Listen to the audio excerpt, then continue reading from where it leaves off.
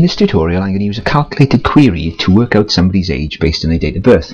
Now, you'll have a look at my customer table first of all, if you will.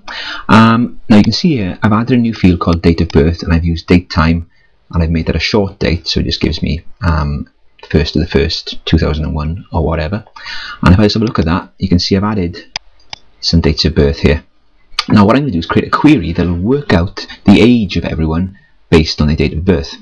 So first of all, over to queries and new, and in design view I add the customer table, I close it, and I add all my customers. Now I'm going to shrink everything down a little bit. Let's shrink all these down like so, and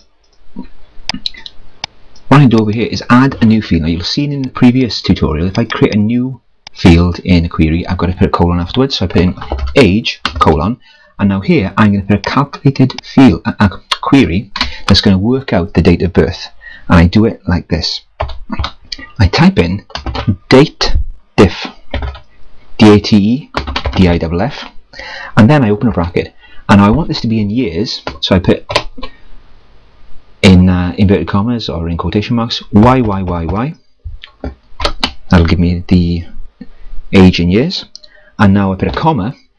I enter the name of the field that contains the date of birth, which is date of birth, in square brackets. I put date of birth in square brackets like so, and then I put another comma and put in now and 2 brackets, or 2 parentheses if you're from across the pond, and then I finally close my last bracket, and that'll give me the date difference in years between the date of birth and now. Finally, I want to show that field, so I tick the box here. Now if I run this, you can see that it's worked out everyone's age very accurately to the day based on the date of birth here. So another little look at that there. Age, colon, because it's a new field, date diff, year, comma, date of birth in square brackets, comma, now, 2 brackets, and then you close the final bracket. And that's how you work out somebody's age using a query. Just save it, query age, and click on OK, and we're done.